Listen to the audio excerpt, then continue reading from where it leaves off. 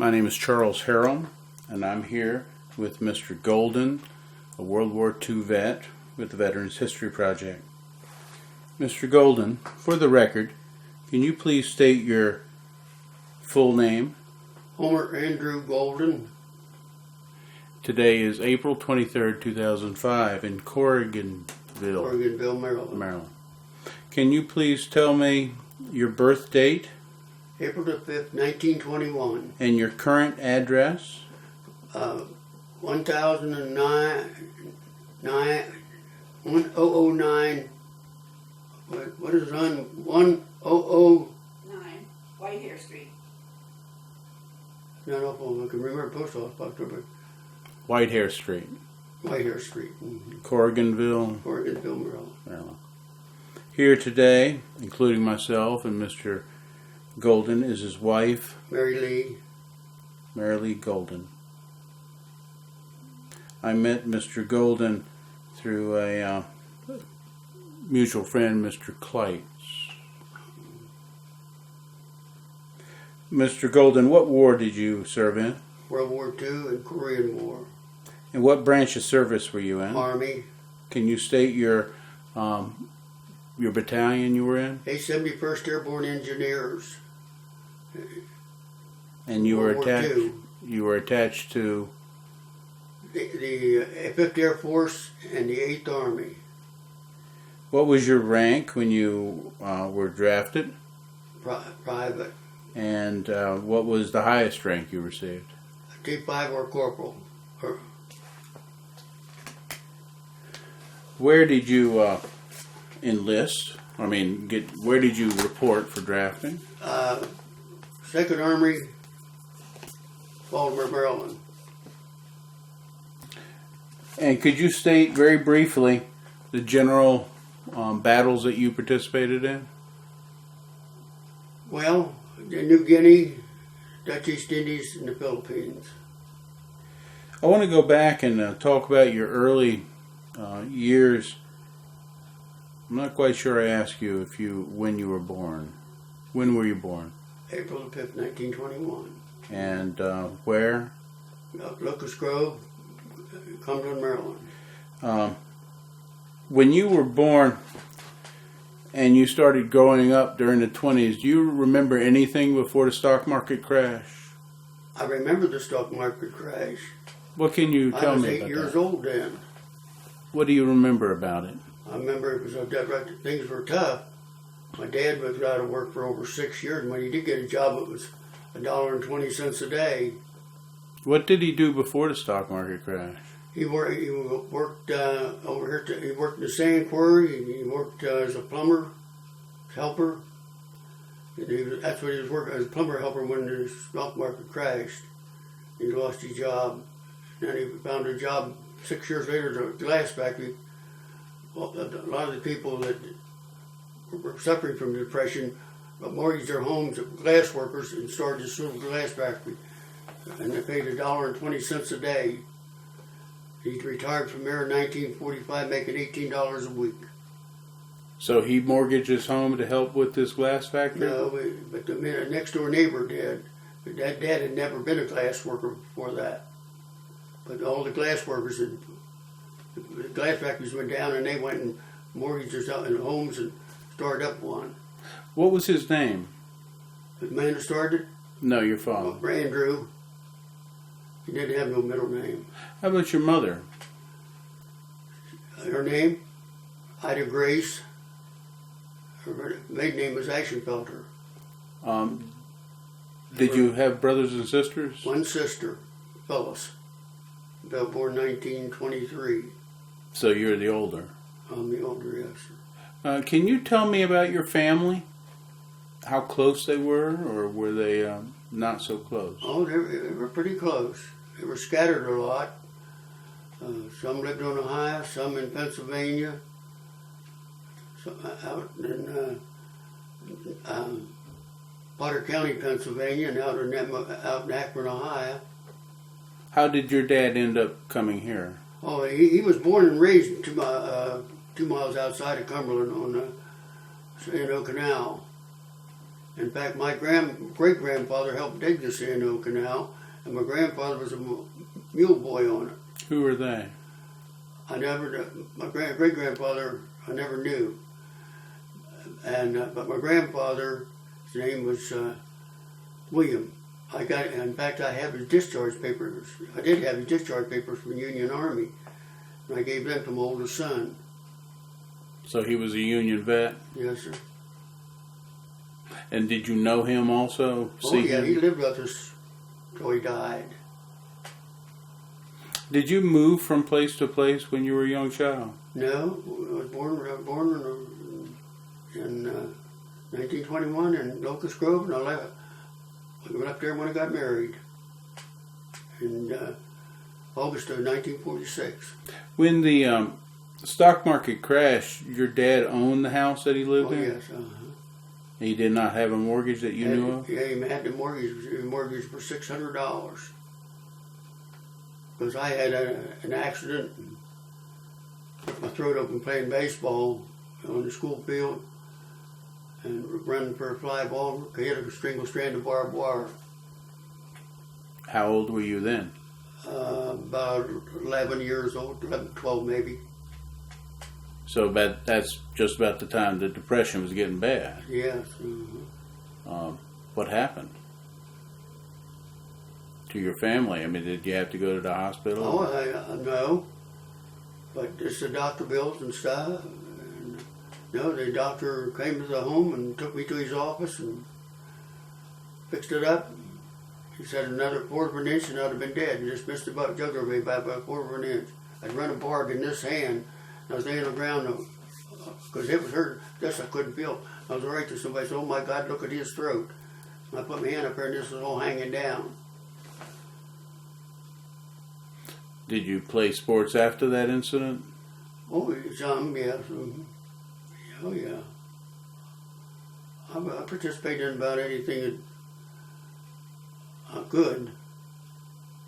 Do you recall any pets you had as a young kid? Well, my first dog I had was a poodle my grandfather gave me. We called him Rowdy. Brought him home in a shoebox. He lived up in Garrett County. And brought him home in a shoebox on the train to Cumberland. Were you close to your grandmothers? Oh yes, both of them my grandfather Golden, my grandmother Golden died. One grandfather died in January 1930. Grandmother Golden died in March of 1930. But then up in the mid-30s, my mother's parents moved in with us and lived with us. They lived up in Swanton in Garrett County. But then they moved here to Cumberland. No, they went back up they moved up with their daughters in Kaiser. After they left, well, my grandfather died in Kaiser, so did my grandmother. Actually, felt her die in Kaiser. Did you have lots of uncles and aunts? Well, my dad had, there was 8 in my dad's family and 7 in my mother's family.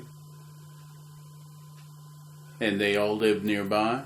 No, they were, some of them lived in Kaiser, West Virginia, which is 20 miles from here. My mother's aunts, my mother's sisters lived there. She had 2 brothers living in, 2 sisters and 2 brothers living in Kaiser. And she had a brother living in Roseburg, West Virginia. And she had a couple dead, and the same way with my father. My father's, he had a brother in Hyman, Pennsylvania. He had another one out at Dunbar, Pennsylvania. He had one up in Potter County, Pennsylvania, and one in Locust Grove. And he had 2 sisters in Akron. And he had a sister and a brother dead that died in infancy. Was your dad in World War I? No, he wasn't old enough. Or too old, he was too old. Was he older when you were born? He was 42 years old, I think, when I was born. he and my mother, she was 39 and he was 42, and they got married June the 30th of 1920. First marriage for both of them. Any reason why they waited so long? Wait to find the right one, I guess. When you got in that accident playing baseball, did it significantly change your family's life any? No. No. You were playing for school, right? Yeah, playing on there. It was a recess. We were playing ball on the recess. And the field behind us, some man owned, and he had one single strand of barbed wire on top of the poles. And I was running looking up like that to catch the ball, and it caught the wall like it, and then one barb went in there, and it ripped my throat up. You took the bar there yet, maybe? Yeah. Can you tell me about your schooling? Did you finish high school? No, sir. I left in 1938. Why did you leave? Because Dad was out of work and I could get a job. I went to work at 16 at the Celanese. And summer of 1937, I got a job on at the Celanese. 16. Why could you get a job but your dad not? Well, Dad tried. Dad never had an education. He couldn't read or write. And he lived up in a place called Fairhope, Pennsylvania, above Hyman. There was a brickyard up there my grandfather worked in at the time. And he had to walk the V&O Railroad to get to school. And he went 1 week. My grandfather said he's not going to walk that railroad and get ground up under a train, because at that time they didn't have Westinghouse air brakes. And they had a lot of runaway trains, and he said he's not walking. So he took him out of school. Did he go to work as a young man? Yeah. Mm-hmm. Yeah.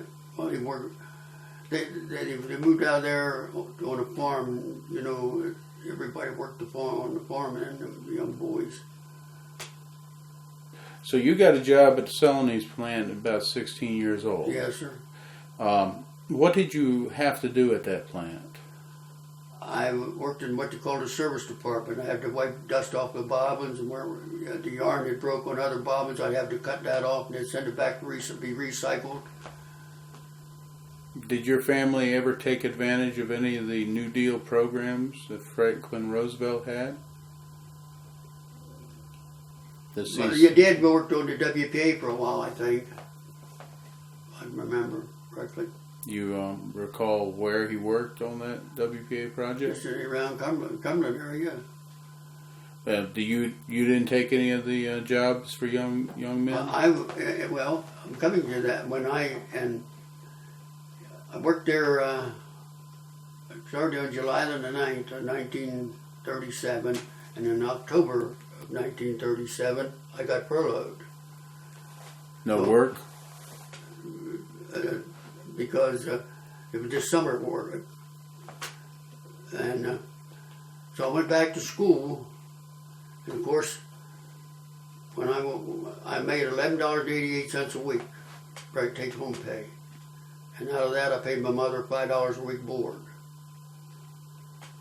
And I got furloughed, and I drew $6 a week unemployment. And I went back to school. Of course, I'd had some money in my pocket, and I really couldn't get arrested in schoolwork again. Having some money in my pocket, and because we did without for a lot of things during the Depression. I remember Christmas Day of 1932. Our Christmas dinner was a loaf of bread and a jar of huckleberries that my mother had canned, and that was our Christmas dinner. Did your friends also were suffering? Sir? Was your friends also suffering? Oh, there was a lot of them, yes. A lot of them. It was... I can remember even the bonus marchers coming through and getting off the trains down home. And everybody there all over, they didn't have much. They took some of them in and fed them. I know my mother did. It didn't have much. And back then, there was a lot of hobos riding the trains. And they'd stop, knock on your door, and one up you give. My mother never turned one of them down. She'd make them a jelly sandwich or something, but she never turned anybody down. Your experiences during the Great Depression seem to be rather severe. Did you, as a child, would you consider yourself talkative, or were you more of the quiet type? No, I was a quiet type. I imagine, even up to the time I went in the Army, I was, people, I don't know whether they might think I was stuck up or what, but I just couldn't carry on a conversation about anything with anybody. I was like sort of backward like. As a child, did you have a very close friend? Oh, yes. Who was he or she? By a fellow by the name of William Brokemarkle, you know, lived right next door to us. We'd go out and throw horseshoes and get mad and fight each other. And half an hour later, we was back throwing horseshoes again.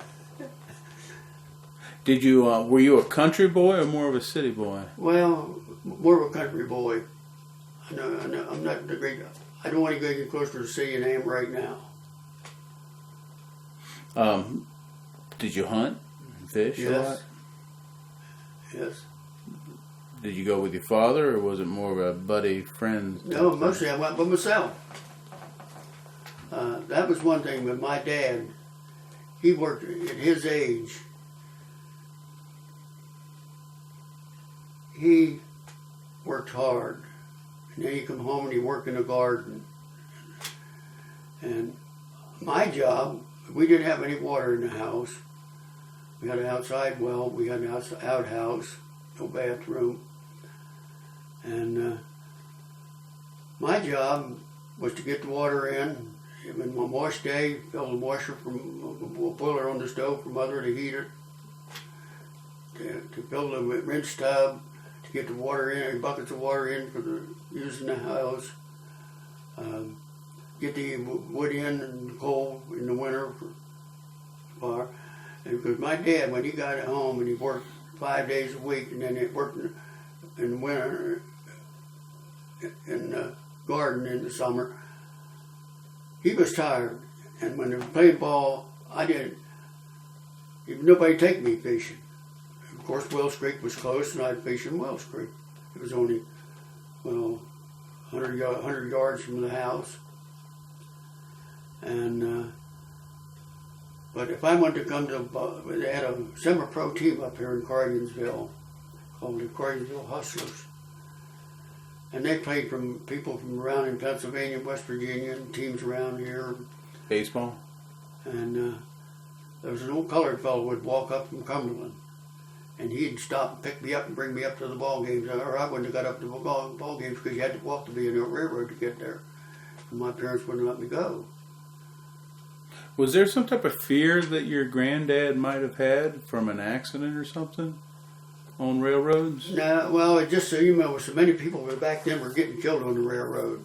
Runaway trains, just all they had was every brakeman had to go out over every car with a club and tighten up the brakes on every car. They'd have one coming from the front end, one from the back end, and meet in the middle of the train setting up the brakes coming down the mountain. But you don't recall any incident that may have put that fright in your family? No. Talking about colored folks, how did you see them during your childhood? Well, I'm ashamed to admit it, but we had a swimming place down there at Locust Grove where we always swam, and the blacks would come up there, and we'd actually throw stones at them, run them out. But after I got overseas, I found out that when they bled, their blood was red just like mine, and it hurt just like it hurt me if I got out. So it might change things. Was there, I don't want to say a race problem, but was it really segregated in Cumberland when you were growing up? Well, we really never had any problems with the blacks here, but they had their own sections of town. They had their own sections in the theater. They had their own school. So it was segregated. And the theaters, the Garden Theater was strictly built originally for the blacks. There was 7 theaters in Cumberland, and the Garden was for blacks. But eventually they put a balcony in, and they had to go to the balcony. And the whites stood on the ground floor. Do you remember the name of that colored man who picked you up? No, sir, I don't. But he did Pete it. something, but I can't remember his last name. No, his name was Pete. But he used to do that for you. Yes, sir. Every Sunday, they had a game here in Craigensville. He'd stop the house and pick me up, take me to the game, and then bring me back home. Must have been a nice old man. Yes, he was. But the reason, I guess, that the boys I grew up with, they would throw stones, so I'd throw stones. Well, that's what boys do. They pack, Right. I think. Yeah, so you're accepted. Is there any school teachers that affected your life while you were still in school that you can recall? Well, I guess my 3rd grade teacher up through the 6th grade. Well, who was that? Down at paper, there was a 1-room school there in Locust Grove. In fact, I have a picture upstairs of my 2nd grade upstairs of the class of the whole school. If you'd like to see it. Yes, we'll see that afterwards. Yeah. Okay. What was the teacher's name? The one from my 3rd grade one, Helen Daughtery. Why did she make an important I impression? don't know. For some reason, she just did. In fact, when I was overseas, she wrote letters to me, and I wrote to her. In fact, the only whipping I got from her. Your parents didn't discipline you with a whip or a belt or anything? A paddle. A paddle. Like I said, we had outdoor toilets. There was a coal shed in the middle. The girls were all on one side, and the boys on the other, and it was a slope roof. And we were playing tag at recess one day, and I was chasing this guy. He ran up and jumped up on the low end of the coal shed, and I went up on after him. He jumped down, ran in, and told her I was up on the coal shed roof, which was we were supposed to be up on. So she called me to come in, and I said, when you bring him in, I'll come in. She didn't bring him in, so I didn't win. So when we lined up, she'd ring the bell to come in. The girls would line up one side and the boys on the other. She called me out of the lineup. When I stepped into the cloakroom, she grabbed me by the arm and started to paddle me. And I wrote to her about that, and she said, well, I don't remember that. I said, I know the reason you don't, because you wasn't on the receiving end.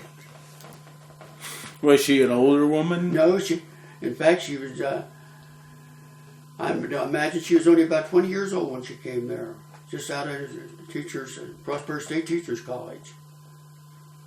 And you wrote her, and she wrote you during the war? Yes, sir.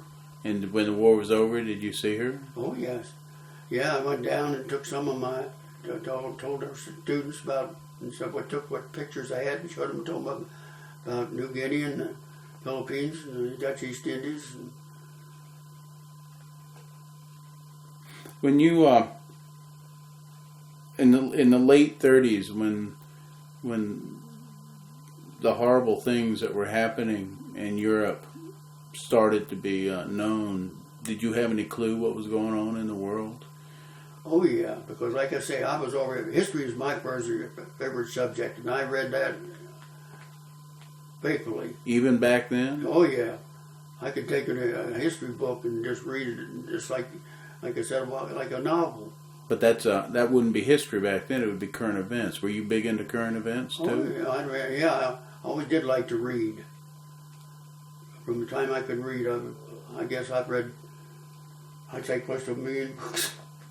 When you were growing up in the late 30s, when did you have an inkling, do you think? What event can you recall that signaled to you that maybe we would go to war? Well, I don't know, but my dad said to me one time, he said, if we ever go to war, it's going to be with Japan. Why did he say that? I don't know whatever he said, but he said, Japan, we're going to have a war with Japan. Now, whether, like I said, how he come to that conclusion. But I remember as a kid, he said, we're going to have a war with Japan.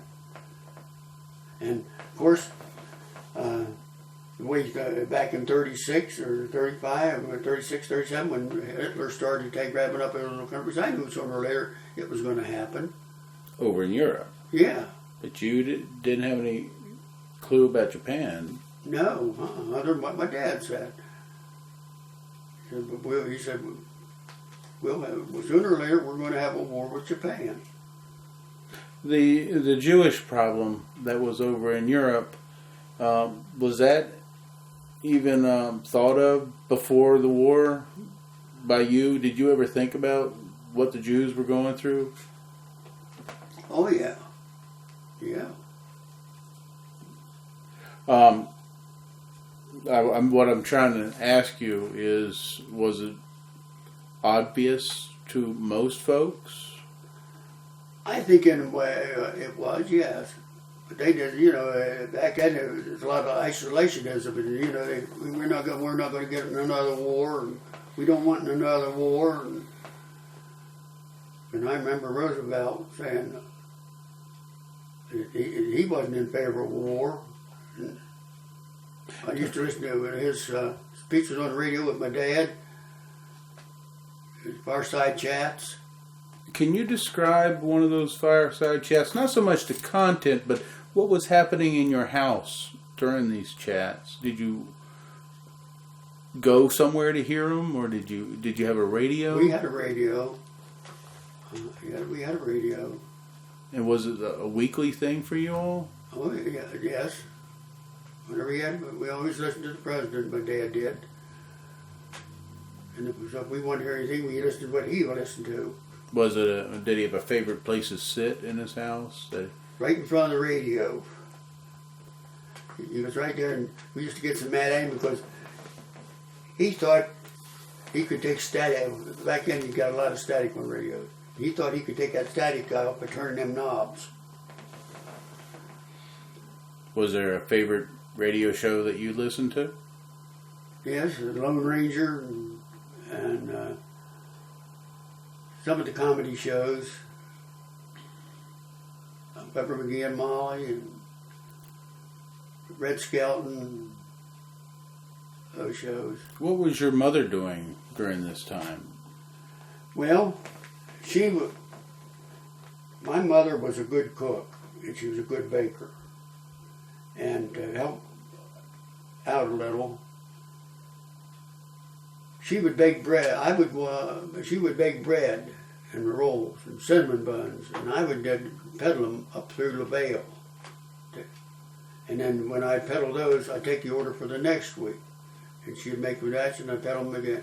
And then in the summer, my dad and I, when he wasn't before he got that job in the glass plant, we'd go up on Wills Mountain, and we'd start out picking raspberries, which is an early berry, take them into Cumberland, and up and down Washington Street was the elite, and the people that had money, peddling them, and then come huckleberry season, and we do the same thing with huckleberries, and then blackberries was the last to come in season, we do the same thing. Plus we pick, Mom would can them, and some for us, and that's why we made a little money on the side. He was at least 50 by that time, right? Oh, yeah. Yeah, but he was probably more 1920, so that was in, he was in his late or mid-50s. So you only remember your father as an older man. Oh, yeah. Yeah. Because, like I say, he was 42 when they got married. When you peddled these things, did you have a cart or a bicycle? No, we just carried baskets. In each hand? Mm-hmm. How far did you walk to deliver this bread? 2 miles.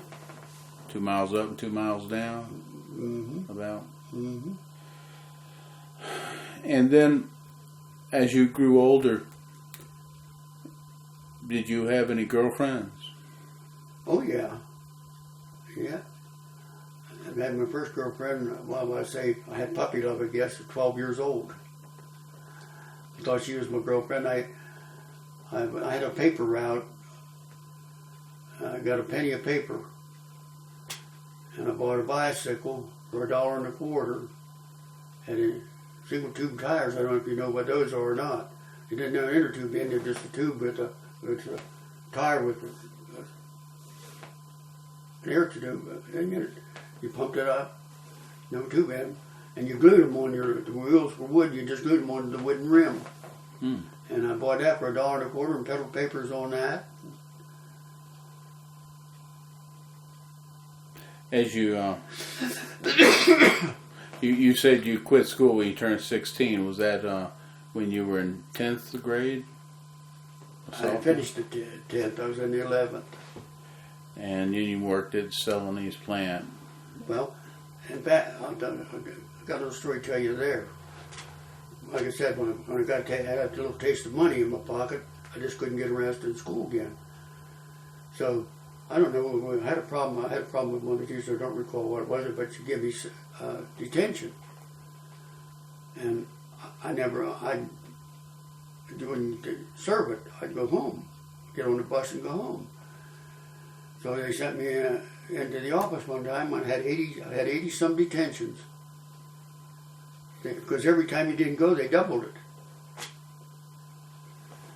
And so they sent me to the principal this day. And just a couple of shit.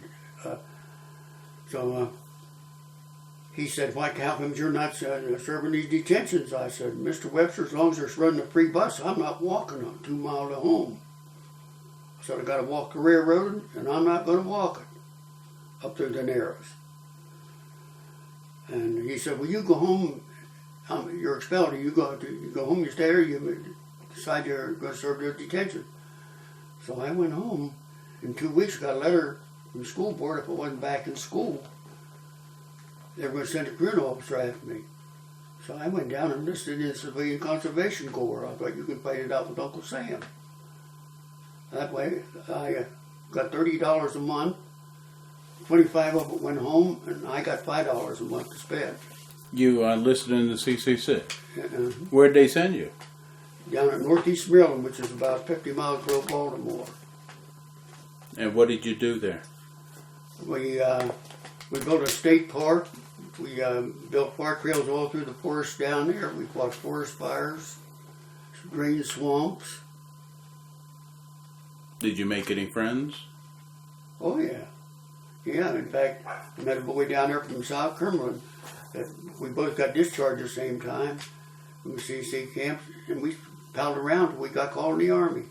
Have you ever been back to this CCC camp area that you worked at? I've been through there, but I've never stopped. How long did you serve in CCC? 6 months. Then I get called back to Celanese. Working at the CCC, did it make you grow up any? Oh yeah, it helped me when I went into the Army, because the first night we were in Camp Lee, Virginia. I got up the next morning and made up my bed, and the sergeant says, "What the hell did you learn to make a bed like that?" I said, "In the CC's camp." He said, "Well, show some of these other dumbasses how you did it."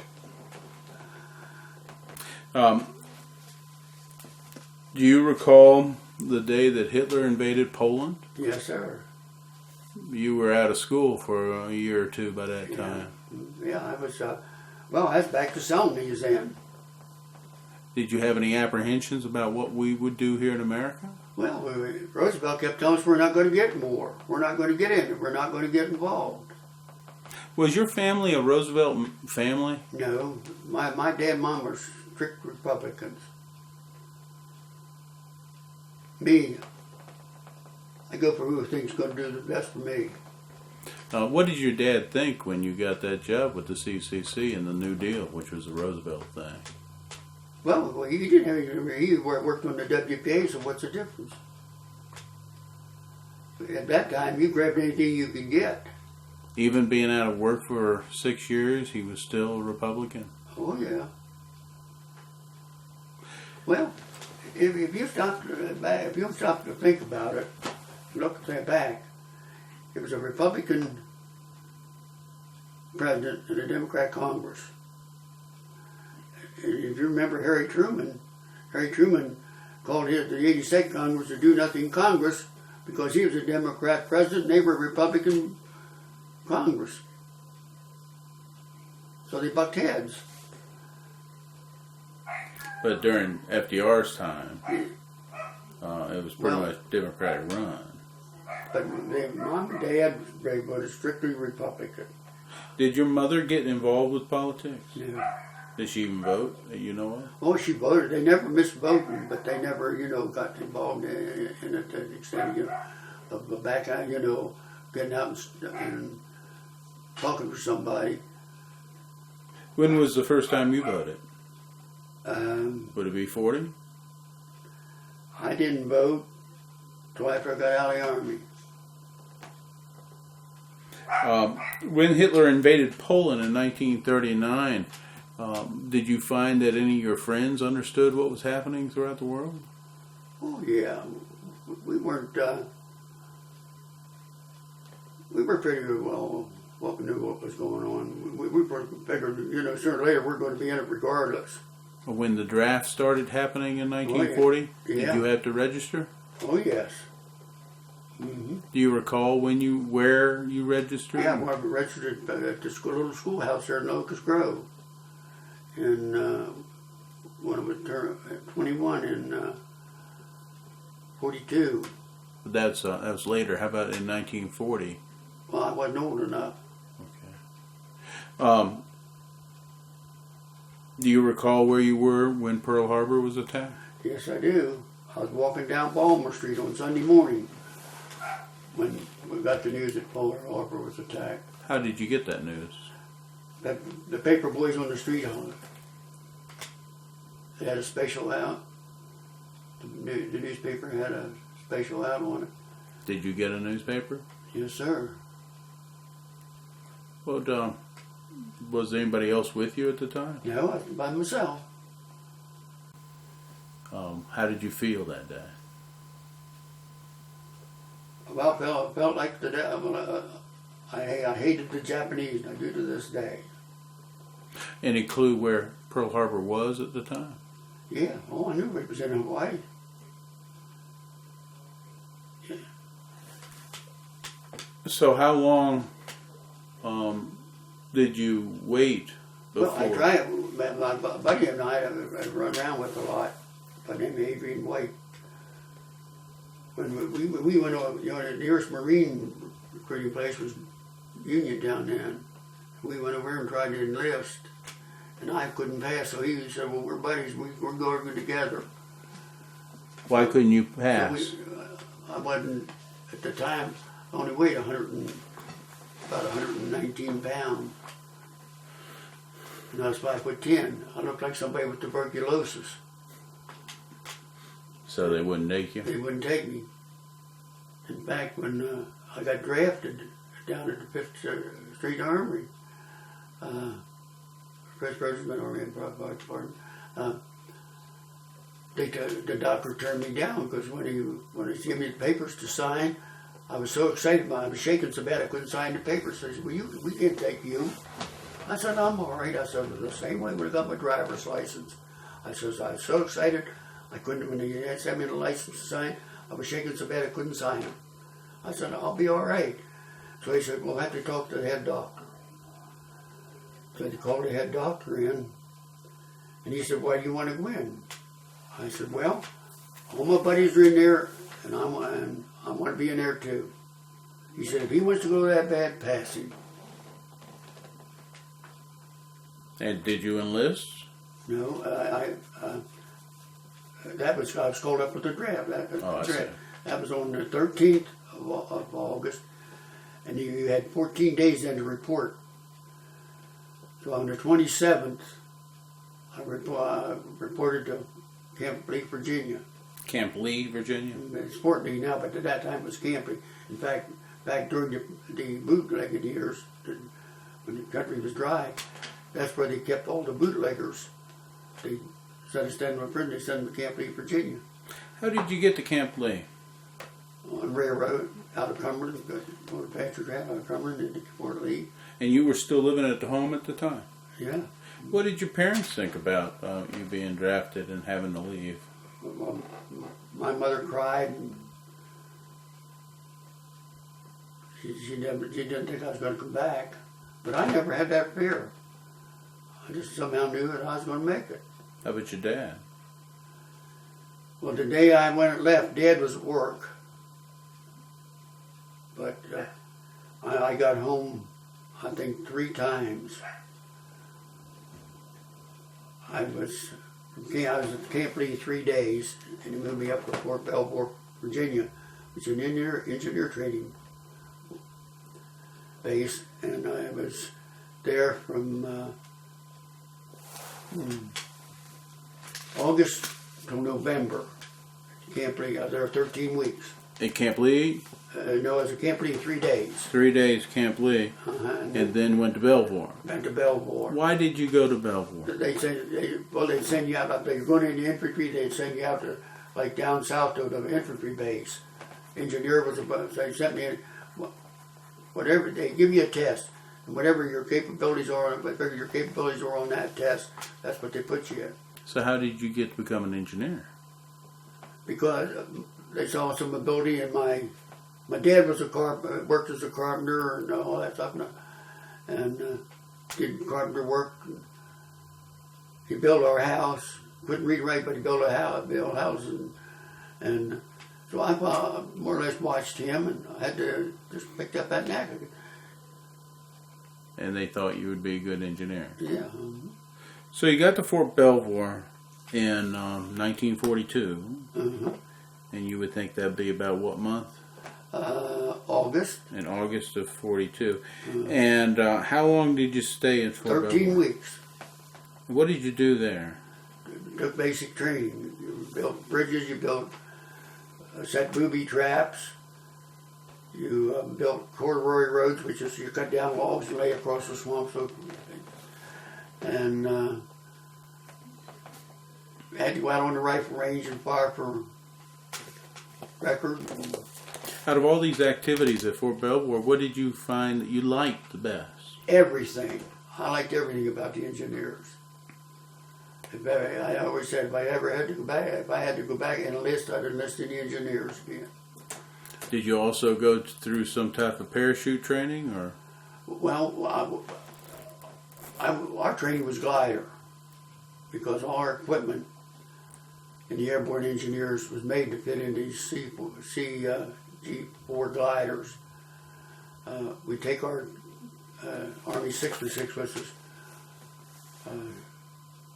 4 wheels in the back and 2 in the front, and cut them in half. Put one half on one and one half on the other. And then when we land, we'd fish plate them together. And did you do this glider training at Belvior also? No, at Westover, Massachusetts. I sent us up there for airborne training. Where was that again? I'm sorry. Westover Field, Massachusetts. It's right outside of Holyoke, Massachusetts. Is that where you went next after Belvior? Yes, sir. How long did you stay at Westover Field? Till April of 43. And then where did they send you? The West Coast. Can you tell me about anybody in your company that you became friends with during training? Yes, a boy from Vale, Roger Lancaster.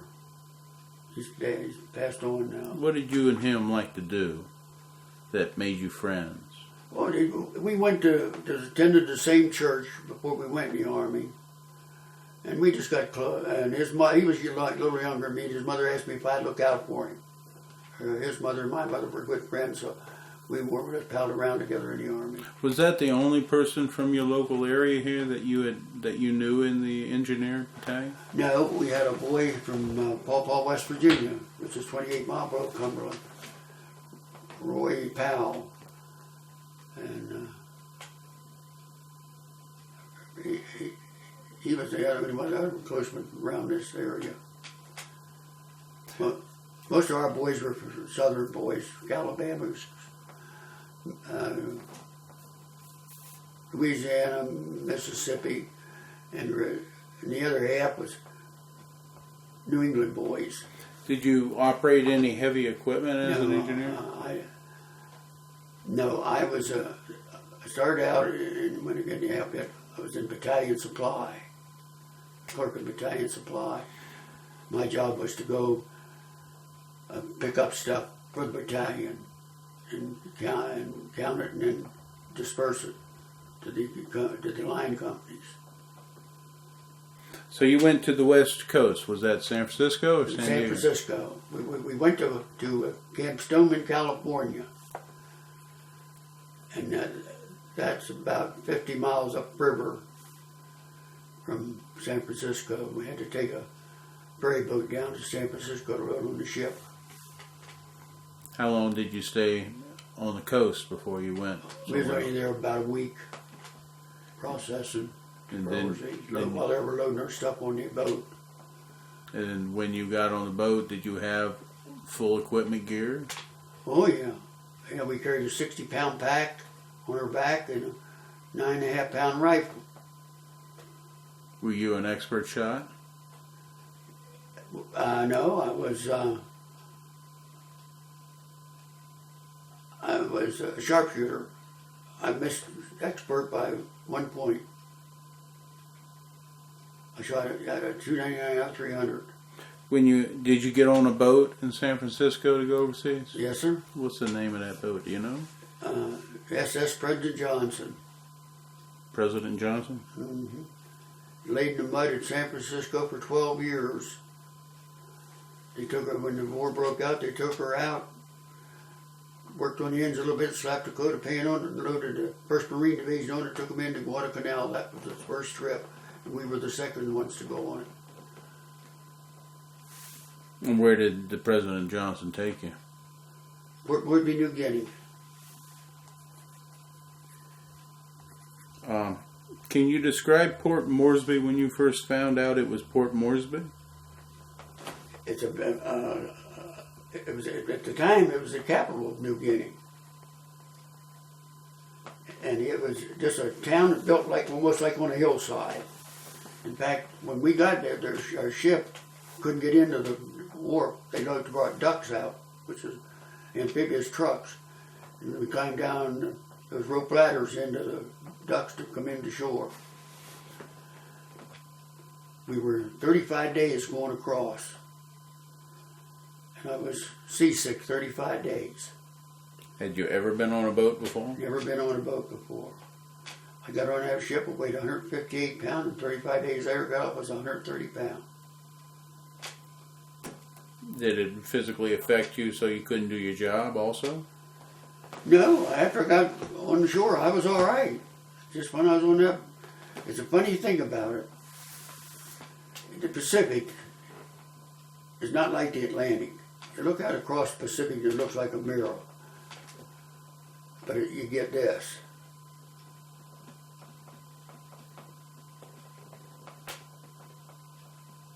And every time I got on a ship, I got seasick.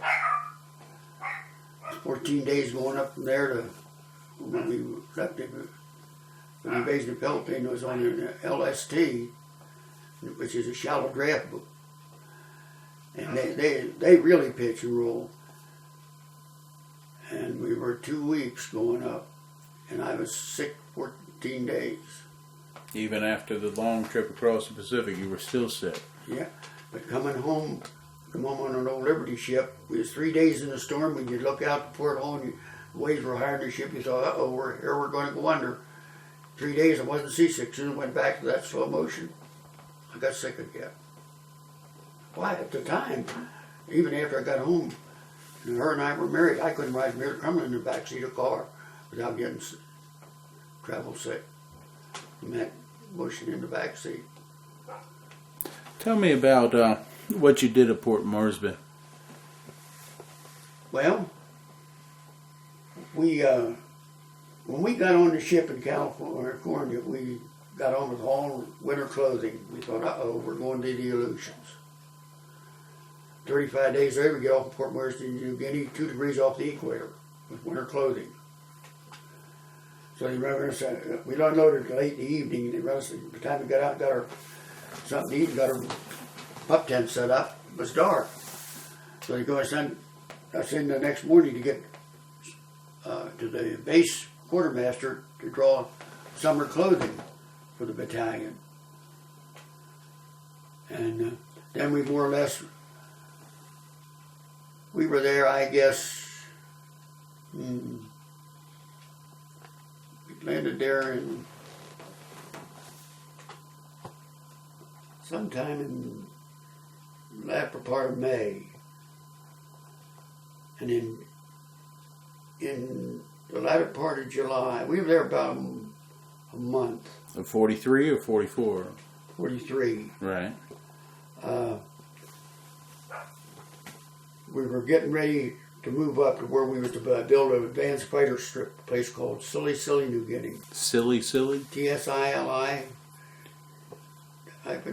Tsili.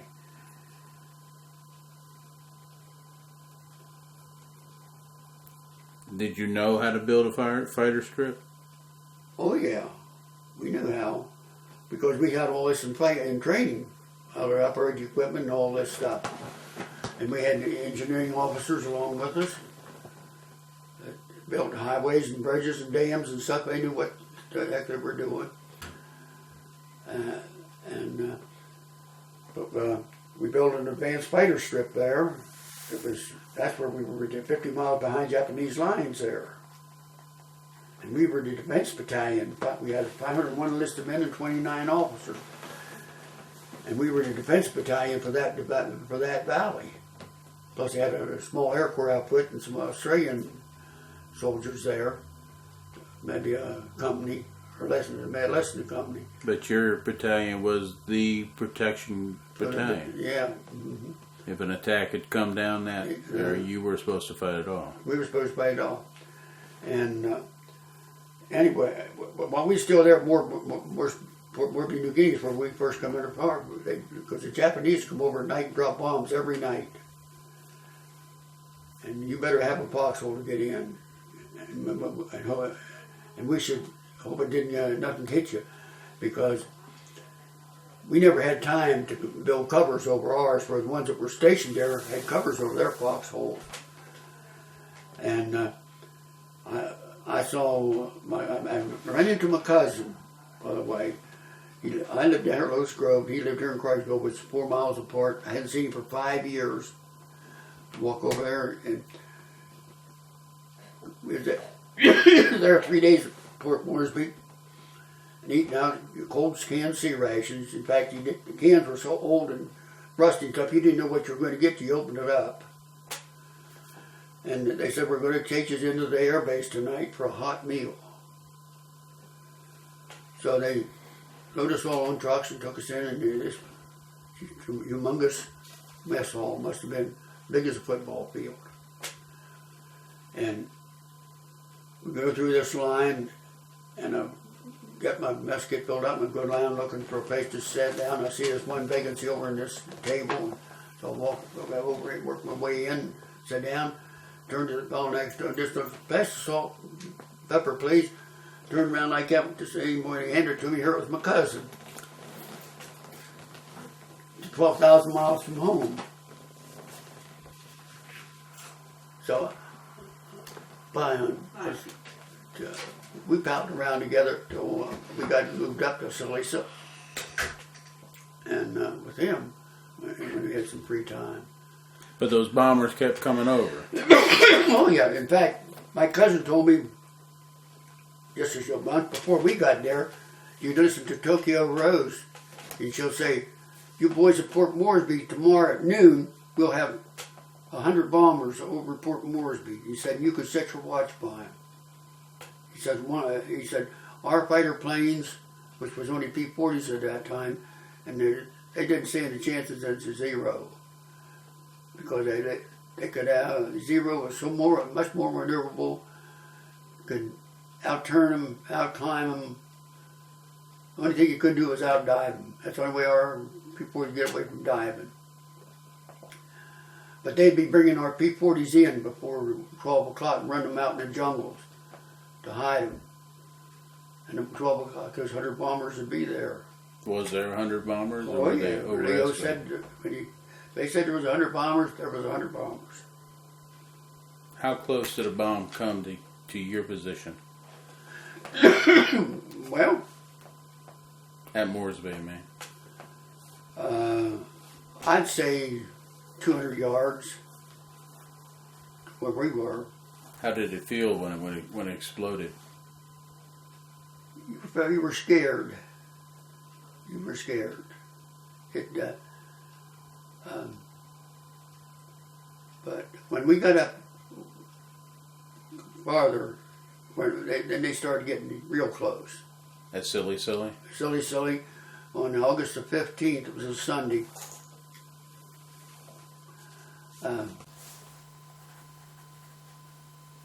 My buddy and I, the fellow who was in my squad tent with me, we were in an old grass hut. It had been a school or something for the Australians had for the natives, and we dug a pit out from the building right at the end of the strip, and set up a 50 caliber machine gun. And if it was attacked, I were supposed to man that machine gun.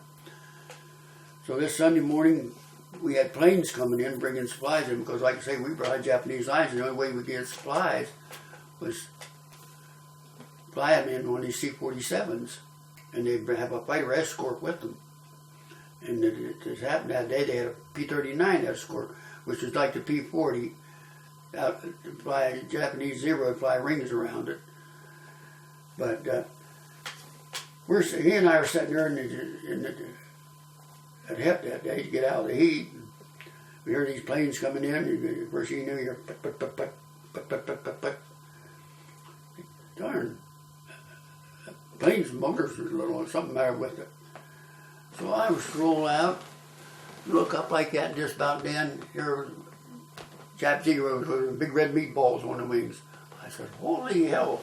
Let's get on the gun there. The Japs are strafing. And they shot down 3 P-39s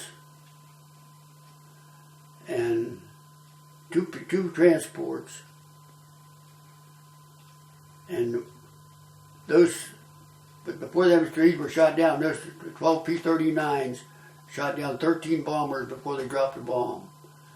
But this one, our chaplain was holding services in this one area, cleared area, and there was some our guys there at the services, and a few Australians. And when this plane got hit, he knew he was going down, so he just opened up his machine guns and drove the plane right in where they were holding the church services. And when he hit, the bombs exploded and killed some of our guys, killed one or two guys, and I don't know how many Australians. And this Roger Lancaster thing got it. He was there at the service. It ruptured his eardrum. He got a Purple Heart for it. And they were a couple of days later. They got this stink around there, and we'd take our tents. They had sidewalls, and we'd square them out like this and put posts on them to hold them up. That way, we got air circulation to our tents, and give us more room in our tents. Because over there, you didn't have to wait to close your tent up. And they got to look around, and here they found a Japanese leg from the one that drove into the church services down in one of them flaps, decaying. But it also killed our chaplain. His name was Keith Monroe. You think that was a kamikaze attack, or just? No, that's the way they were. If they couldn't, they didn't know they couldn't. They'd dive right into wherever you were at, just so they'd take somebody with them. There wasn't no kamikaze. They were there to get those supply planes. In fact, one of them was coming in with some dynamite for us, loaded with dynamite.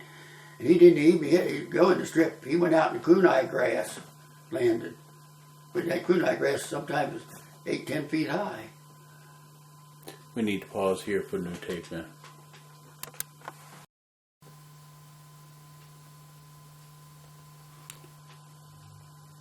The Jap airplane had just fallen into the chaplain's tent.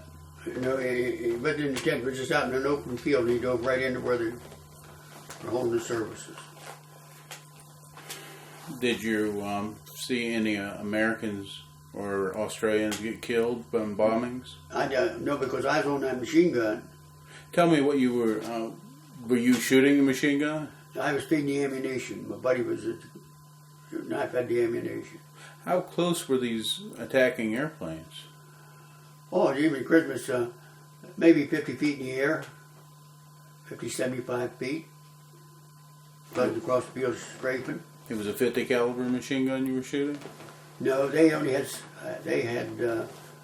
7.7s and 20 millimeter on them zeros. What were you shooting at? We had 50 millimeters. And when you did your buddy shoot down any of the attacking Well, airplanes? I don't know if he went down, but there was one, after one flew over, he started to smoke, so I don't know if he went down or not, but we did hit something. Did any of the Japanese airmen parachute out or come down? Most of the Japanese pilots never wore parachutes. So you didn't see any? Never saw one of them bail out. No, every one of them that ever shot down, never saw one bail out. You shot down more than one airplane then, right? That was on August 15th, the story you were telling me. Yeah, they shot their fighter planes. Our fighter planes shot down 13 of their bombers, and a couple of zeros. And we lost 2 transports and 3 P-39s. Were they on the ground at the time? Our planes? No, No, they were shot down and crashed. And the fight, there wasn't much chance of barreling out. How many attacks came in on Tsili-Tsili while you were there? 2, I believe. And this one was the first one? That was the first one. Can you describe the second one? I wasn't there on the second one. I'd been moved up in advanced echelon up to a place called Nadzab. Nadzab. N-A-D-Z-A-B. Is that on New Guinea also? Yes, sir. Tell me what happened there. Well, that's where the 503rd Parachute Infantry dumped, and some of the guys, some of the men from the 7th Australian Infantry Division, which that was their first jump. In fact, they didn't even have jump boots. They just jumped with their regular combat shoes. And then we went in right behind them and built a strip there. And you were in gliders at that time? No, we never. That's the funny thing. We never used gliders after we got over there. Everything, we put them in a C-47 and land them. The Australians, a couple of Australians, I don't know what they call them anymore. I can't remember what they call them. 2 or 3 of them would get a bunch of these natives from a native village, and they'd go in there and cut down the kuno grass so the planes could land, and then we'd go in and build the strip. And because of the rainy seasons over there, we had to lay what they call pierced plank. We leveled it off, and then there's metal plank about 10, 12 feet long and about that wide with holes in, and yet they locked together, interlocked. And you make them like 12, 15, 2,000 feet long and 100 feet wide to land these planes on, because in the rainy season you couldn't land them on dirt. They just sink in. Did you have bulldozers you were using? Oh, yeah. Our bulldozers were, well, they were maybe, well, when you sat on them, they only had a 4-foot blade on them. So not much bigger than a lawnmower. And They were about that high, maybe a Case Tractor Company. In fact, after the war, they were using them out in the Rockies on them forest bars. They dropped them by parachute. And then our graders was the same way. They fit in a C-47 or a glider. They were built for mud-fitting gliders, but we would put them in C-47s because there was no place over you could land a glider. And did you work all these all this equipment? No, I never run into it. Like I say, I was a clerk in battalion supply, and like when I went ahead on an advanced echelon, anything flying in, I had to make sure that it got off the plane and was taken where it was supposed to go. And then they, I missed something, but I should tell you about Tsili-Tsili. We had our first casualty at Tsili-Tsili. One of our boys shot one of our own men accidentally. What happened? Well, we always heard that there was headhunters in that area. So they heard these natives start this sing-song one night. They called them sing-songs. They just singing and beating drums and stuff. And they all got scared. So we loaded our rifles. And we were sleeping in pup tents. And this Mexican boy, his name was Enrico Regalado. He was getting down outside, tightening down his tent pegs, and his bunkmate, my name Archie Holmgren, he got ready to sit down on a case there and picked up his rifle and laid across his lap, pulled the trigger, and the bullet took him right through the head here. Accidental, huh? Accidental. Forgot he had a bullet in the chamber. Who was the guy who got killed? Enrico Regalado, a Mexican boy. Mexican. And you mean he did it himself, on himself? Or somebody next to him had the gun? Somebody, his guy was in the pup tent. See, your pup tents, you had a half of one and the other guy, and you sat them together, and you bunked together. Well, that was his bunkmate that night. And while he was tightening down the tent peg, his buddy went out and sat down and picked up his rifle, pulled the trigger, and our company commander, when the company commander came in, he said, "I want to tell you something about us there. I want to tell you boys something." He said, "That man is going through hell now."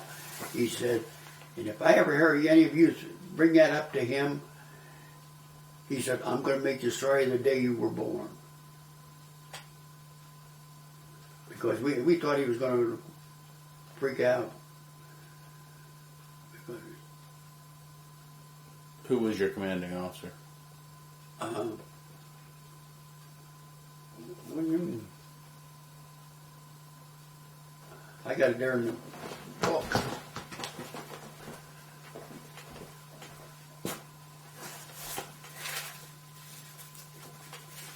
Here. Newsletters they send out.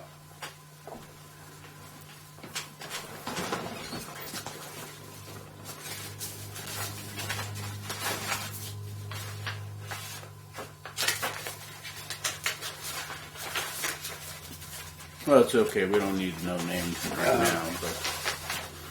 But did you consider your commanding officer to be a fair man? Yes, sir. He was a good officer. Yes, sir. He was one of the best. When you got to the front line at Nadzab, New Guinea, were you having to unload these airplanes when they came in, or just check them in? No, I had to unload them. Did you have anybody working with you? Oh, yeah. They'd sent 4 or 5 of us in vans and from battalion supply, and we had to unload it and make sure it got to the company it was supposed to go to. Did you have any black engineers with you, working with you in the supplies?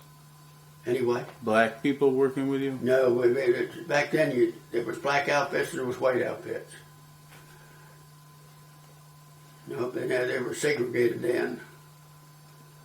It didn't happen until after World War II. How many men did you supervise in the supply? Oh, I had sergeants over me. There was it was a captain and a tech sergeant, a staff sergeant, and 3 corporals in battalion supply.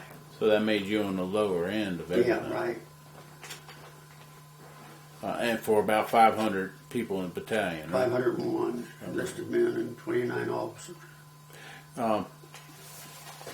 How did the building of the airstrip at Nadzab go?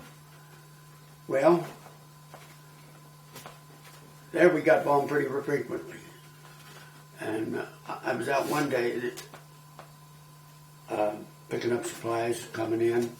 They had what they call taxi strips off the main strip. They taxi around in these revetments and we'd unload them. And our battalion supply officer sent me in and another guy out to get this supplies coming in off the plane. And we had them piled there on the ground, and one of our truck drivers come. It was about noontime, and one of our truck drivers going back to get dinner. So we flagged him down. Said, "How about taking this in?" His name was Anthony Testa. I told him, I flagged him down. I said, "Anthony, how about taking these into the battalion supply force?" He said, "Sure." So I started getting the truck. He says, "I'll get up there." He got up in there, and we only had a couple packages up on the truck. And here the guys done dropping bombs across the field. Well, I hit the dirt and I started to pile of dirt there about that high, maybe when they graded it and plowed up the dirt. I went behind. I mean, going like this, trying to get my head in there. And this fell. I heard this one bomb go off. It just felt like a sledgehammer hit me between the shoulder blades from a concussion. And after they went off the other end of the strip, there he lay, a piece of shrapnel took him right through here, severed the jugular vein. And that bothered me for a while because I was sort of like, well, if I hadn't stopped him, he'd still be alive. Because on our way over on the ship, he made the statement that I have a feeling that if I'm going to get it, it's going to be from an airplane. And that's how I got it. Did you have dreams about getting wounded or killed? No, sir, but that's the thing. I mean, I never could figure that out. I went to bed that night, and I lived there for a while, and finally I dropped off sleep. And I never. I've read more about it since I've been home. I had, in fact, for a good while after we were married. Well, we got married in '46. We moved here in '50. We were living here. And I'd get spells at night, and I'd like that jerk, and I'd cry. I'd lay there, and I'd scream, or I'd go to cry. I'd cry. And the wife said to me one night, "You're going to have to straighten yourself out, or I'm leaving you." So I straightened myself. I thought, well, I don't want to lose her, so I bought it. And I was keeping things bottled up. I wasn't talking about it.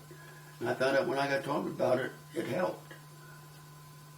Where did you go after Nadzab? A place called Goosap. Is this all these places along the route? In New Guinea. This is all in New Guinea. A place called Goosap. What happened to Goosap?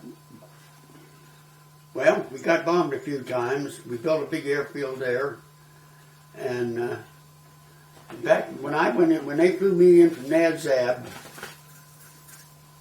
to Goosap, as we were coming in on one end of the airfield,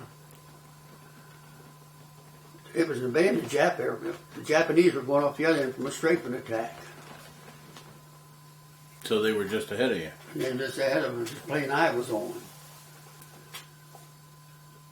But, and that was one of the most beautiful places that I ever saw in New Guinea. I could have spent the rest of the war right there. It was a valley, 10 miles across. And as far as you could look this way and that way, the horizon just went Flat? yeah, flat. But, on each side was a mountain, and at the foot of each mountain was a river, and that water was ice cold. The Owen Standing Mountains are 13,000 feet high. We flew over those. In fact, when we flew into Tsili-Tsili, we had to from Port Moresby, we flew over the Owen Standing Mountains. When you went from these places, from Port Moresby to Tsili-Tsili to Nadzab to Goosap, you always flew. Was there a ground route at all? No, there was no road. Now, we had an advance. We had one group. I forget how many men. In fact, one of these things here tells about it. They went overland on it, and I forget how long it took them. They had to ford, I don't know, several rivers, and in fact, they lost one man drowned in one of the rivers. A fellow from Baltimore. The river's in flood stage, and we had one of the officers was a pretty strong swimmer. He put a rope around himself and swam across. Initially, then the anchor and they were supposed to come, and this guy got swept away. And they didn't find. And then natives found him about a week later. They brought him in and buried him there along the river. But they were about a week or a week and a half, maybe 2 weeks, going up over a trek with the dozers and trucks, jeeps, and then they went in there. They started the strip. Finished it. But the Japs were building one, and they finished it because the Aussies had already run them out. We followed the Australian 7th Infantry Division most of the time, and because that part of New Guinea belonged to the Australians. Were you always behind? You mentioned once shooting machine gun at an airplane. Yeah, that was at Tsili-Tsili. Were you shooting at any other time on New Guinea? No, not in New Guinea. I did up in the Philippines. So after Goosap, during Goosap, you set up supply just like you had the other places, right? Yeah, but I had to have. I come down with an emergency appendectomy, and I had to be operated on their Goosap, and then they sent me to Brisbane, Australia, for 13 days R&R. Did you 15 days R&R. Did you ever get malaria? Yes, I did. I had been malaria twice. I had dengue fever once. And I had a fever they called fever of undetermined origin. Was it really bad on you? That one time, when I had fever of undetermined origin, I got it in the Philippines. And they packed me in ice to bring the temperature down. When I went unconscious, when I came to, I was packed in ice. Well, tell me about the rest of New Guinea. How many more bases did you set That's up? all of them in New Guinea. Because I went to Australia. And while I was in Australia, I went down there. I left Port Moresby on the 6th of June 1944 on the way to Australia. We got out 100 miles over the ocean and when the engines went out. So we flew back into Port Moresby to have the engine fixed, and then flew on to Townsville,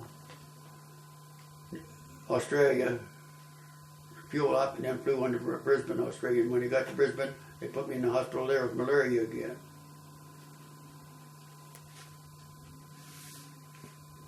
Did you hear about the invasion of Normandy while you were? I heard about it. It came over the airplane while we were out over the Coral Sea. They had invaded. And I was in the hospital 10 days. And while I was in the hospital, they invaded Guam, Saipan, and Tinian. So I was there 2.5 months in Australia before they sent me back to my outfit. Because all the ships were up in Guam, Saipan, Tinian. And the only ones that were flying back was Air Force personnel. And I was ground personnel, so they sent me back on the ship. So for 13, you thought you were going to be gone 13 days, turned out 2.5 months. 2.5 months. Was that easy duty? Well, I was in a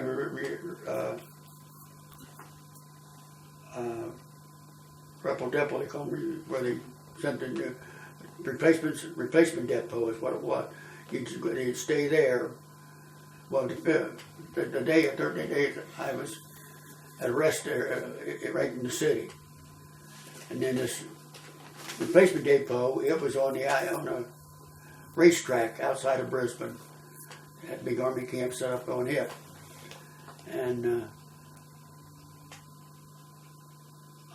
I guess I got away with murder there. I got a pass. I got a pass one time, got into Winter Brisbane, and I swiped a book of passes, and I sat in practice the commanding officer's signature. I could, he'd almost swear it was his signature. And I said, I went into Brisbane every day when I pass it. And actually, I was AWL. So anyway, I got caught. And one Sunday went into Brisbane because I met a girl in there, and I met her at the USO club, and we'd go picnicking, and she'd invite me to her house, and we'd go horseback riding and movies. She worked for the U.S. Army there in Brisbane, and so the guy, my tent mates, they covered, sort of more or less covered for me. They came and called me for mess duty in the mess hall. He said, "Oh, he's at church." Okay. So they called me for evening duty while I was still in Brisbane. So they said, the next morning when they call out for reveille, the first sergeant says, "Corporal Golden, where were you yesterday?"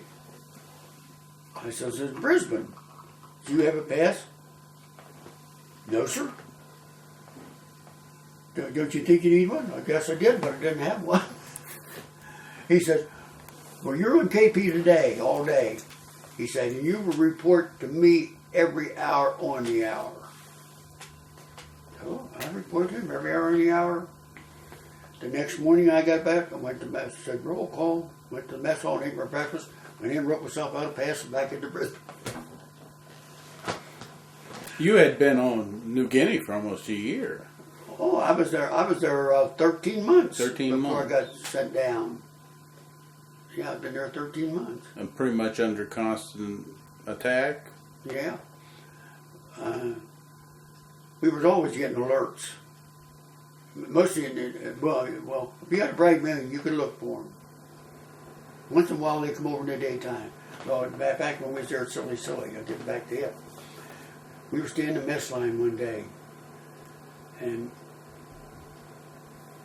they started dropping bombs and strafing, and everybody took off running, and somebody said to me after it was all over, said, "Did you run, Homer?" I said, "No, but I passed some guys that was trying to." They were going for a foxhole. Oh, we'd take them running. If there's somebody in there, we'd right in on top of them. Just dive. But, Did you find any shrapnel that you picked up? Oh, yeah. You could find that almost any place. Yeah, you could find it. After you were in Brisbane for that 2.5 months, where did they send you? Well, they put me on a little Dutch coastal freighter. And that little son of a gun, it didn't go this way, it went this way, sideways. They put me on mess duty in the officers' quarters. And I'm sitting there peeling potatoes. Bumping into potatoes, they took me off KP. I never got a ship, but didn't get seasick. And so when I caught up with my outfit, they were up in the Dutch New Guinea, or Dutch East Indies, a little island called Owi, O-W-I. And 4 miles across was Biac, a big island. And we were there, I was there maybe a month, and we went over, they moved us over to Biac. We built an airfield there. Were you doing the same thing with supplies? Yeah, they're still doing it. Well, no, they had taken, me and this sergeant, tech sergeant from Texas, we didn't get along together. I do my job, but he was, I don't know if you're, I don't know. Guys from Texas, they think they're just a little bit better than I think back at that time than anybody else. And he just rubbed me the wrong way. I took all his crap for as long as I could take it. And in fact, we had our first run-in up at Westover Field. We'd bring in boxes, wooden boxes, nuts, little nuts and washers and stuff. We had to count them, make sure we got what we ordered. And I counted them, and I counted. And he said, "This is not right." I said, "No, I'll count them over." So I started over. "That's not right yet," he says. "I had some Mexican wetbacks who could count better than you. Get the hell out of it. Let me count." So he counted. Well, he makes a mistake. He never said a word, so he starts over. And then he started on me again about you make a mistake. And boy, I ain't to him. I said, "Hey, I don't want to hear no more of this." His name was Barney. Well, I said, "Barney, I don't want to hear no more of this. I'm not clear fit with it." I said, "And I don't want to no more." I said, you counted too, and you made a mistake, but you didn't open your damn mouth about that." And he started up for me, and I says, Come on, don't stop." I said, "As far as I'm concerned, just step as the guys come out of Maryland, they'll come out of the state of Texas. So if you want to take it farther, just come on, we'll go outside." From then on, everything, he tried his darndest to get me transferred out of supply. Well, while I was in Brisbane, he did. He got me transferred. When I come back, got me outfit now on Awi Island, they put me in the motor pool. That's a car. My job in the motor pool was the line companies would send their equipment in, the trucks, dozers, graders, whatever needed worked on. I'd write up a job order, take it over, print it, and give it to the shop foreman. The mechanic, hand it to the mechanics when it was done. They'd bring it back to me. I'd call the company it belonged to. They'd come and pick it up. They created a job. Couldn't bust me because I was doing my job. It was a friction between him and I. Did you like the job in mess pool? I mean, in the motor pool better? Oh, yeah. There was no. A warrant officer was in charge of the officer in charge of the motor pool. Of course, he had sergeants under, tech sergeant under him. He was a shop foreman. But there's the only two bosses I had, and we got along good. It was a different thing altogether. No friction or nothing. We got along good together. So you joined the engineers to build stuff, and you enjoyed building stuff and training, but when you got to the war, you were just paper pushing. Yeah, I'd have much rather been in the line company working with equipment and doing something. I was never one for paperwork or desk work. I hated desk work with a passion. But that's basically what you were doing. Well, I retired from a good job out of work early because I hated it. It was a desk job and I hated it. Well, where else in the Dutch East Indies were you besides Awi and Biac? That was the only two. From the Biac, we went to the Philippines. Tell me about the Philippines operation that you were involved with. Well, we were in a big convoy going up. I think it was about 3 weeks. And you were in an LST that time. LST, And I'm seasick. And I'm laying under this. We're about halfway between Biac and Lady Island in the Philippines. And as far as you look forward, to the left, right, and the rear, all you could see was ships. Big con. So this was in February of 45. I'm laying there sick, and I hear this boom. I raise up, look over here, there's a ship alongside going down. I lay back down and let this son of a bitch be next. You were that sick? I was that sick. I was so sick I was afraid I wasn't going to die. Oh, there's nothing worse than seasickness, believe me. There's nothing worse. And how did that ship go down? Could you ever tell? A torpedoed. By sub? Mm-hmm. Yeah. And it was loaded with replacements just over from the States. And it was, I think, 180 some of them got off, and about when the daylight crew of the LST, the night crew, went down with it, because they were in their sacks when it got torpedoed. And when you got to the Philippines, where did you land? Well, we put in the lady and left the survivors all to convoy, and then we went on up to Lengyn Gulf. Lengyn? Lengyn Gulf.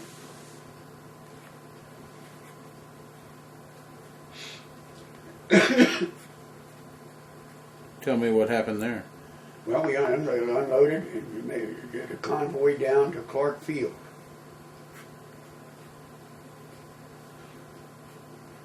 Did you have a lot of equipment to unload? Well, it was all on those LSC. They just open up like it, you just drive it off into the water and right onto the shore. And then we had trailers and stuff. We were no longer airborne engineers then. They converted us to heavy engineers. And they took 2 airborne squadrons, or airborne battalions, and made them into one aviation battalion, as they called them. Give us bigger equipment. Were you still called the... 871st Aviation Engineers then. Okay.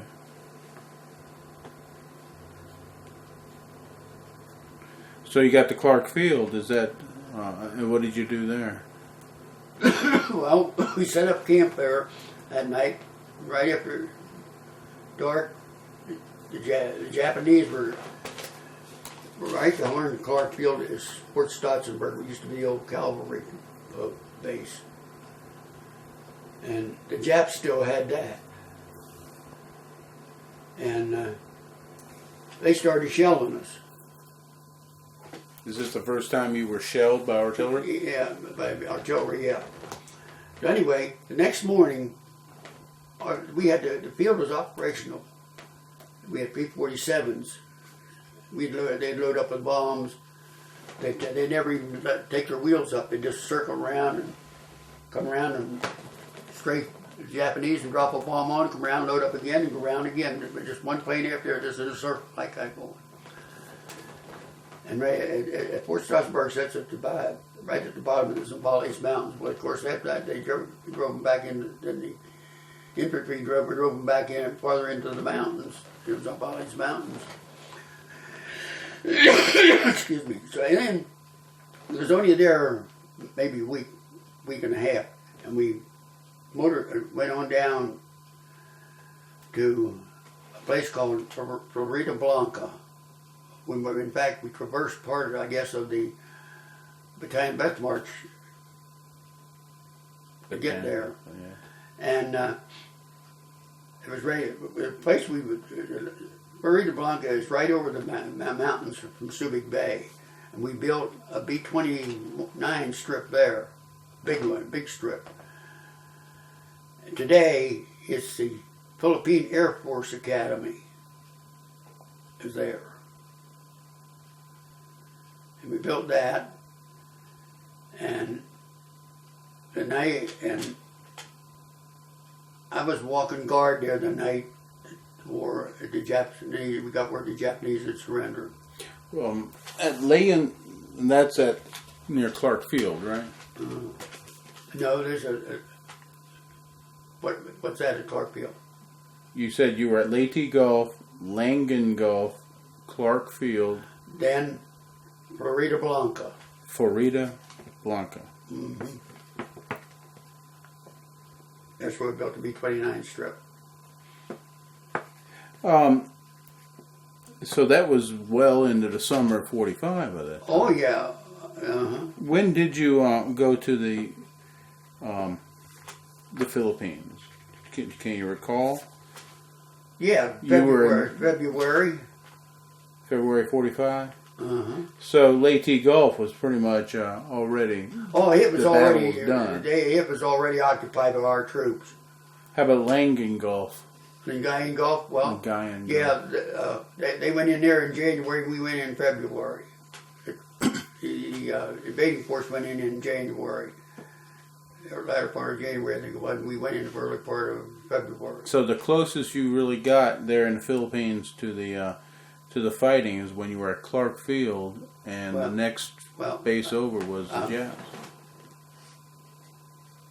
Yeah, that was close to, but we were put on alert at Florida Blanca one time. The Japanese had broke through the infantry lines, and they put on Florida Blanca, and they put us on alert there at Florida Blanca. We were going to have to hold them till the infantry could get there. So we set up our machine guns, or 50 calibers, or 30 calibers, or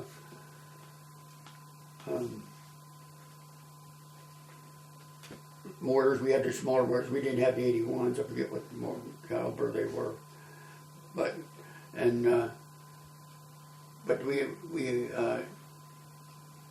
they never showed up. The infantry, 37th Infantry Division got there before they broke through to us. But we had everything set up to meet them. The 37th Infantry Division? Mm-hmm.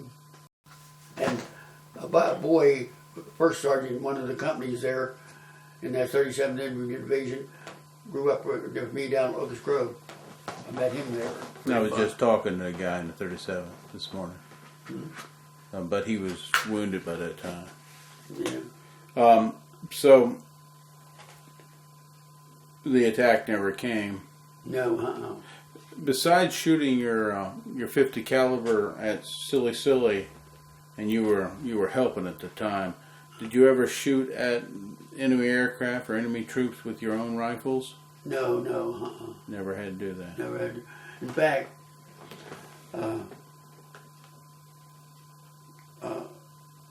there at the Nadzab, we never even carried our rifles. Or Florida Blanca. Not Florida Blanca, but Goosap. Because they had the anti-aircraft guns in there then, and all we did was... But we were there at Tsili-Tsili, we were the largest outfit there, so that made us the defending battalion.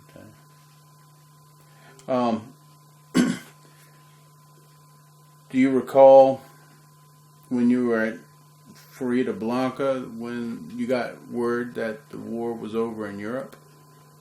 No, well, we got word we were there, and they got word said, but them boys will be coming over here now to help us for the invasion of Japan. And my outfit was scheduled for the invasion of Japan. I always ask this question of my Pacific vets. What did you think about the bomb being dropped on Japan? The atomic weapons.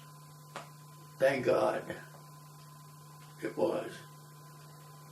Because you had to see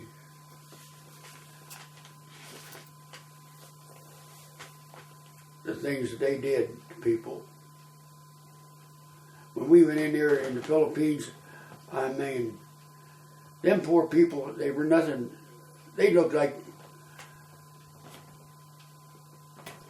refugees from these concentration camps. Except for skin and bones, they were wearing burlap and oilcloth for clothes. The Japs took everything they had. And what they couldn't take, they destroyed. To this day, I just can't, like my youngest son, he was in Vietnam. And when I was talking about getting a new car, by the way, this is my first new car I ever had. And we talked about getting, he says, buy a Japanese car. I said, no way. I'll buy a horse and buggy before I buy a Japanese car. It's a different generation. I says, I can't help it, Randy. It's something that I just can't handle. So to think of what they did to our prisoners of war, doing the Bataan Death March, and in those camps, and see what they did to the people there. I said, in Manila, down there, when the bodies were men, women, and babies laying around where they had bayoneted them and stuff. I can't forget that. I can't forgive them of that. And the Japanese don't want to admit that it was the start of it. Do you recall the first time you saw a dead casualty? Yes, sir. Where were you, and what did you feel like?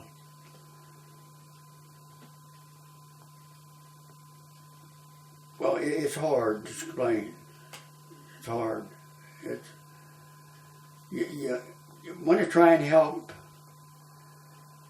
and you're afraid to touch almost. One of our boys? Yeah. Just like my buddy there, I was telling you, got hit through the throat. But I didn't want to touch him either. How about the first time you saw a dead Jap, or did you see a dead Jap soldier? Oh yeah. Didn't bother me. Was it a Tsili-Tsili? Yeah. I always looked at it this way: it's them or me. If I had time to kill them, it wasn't going to be me if I could help it.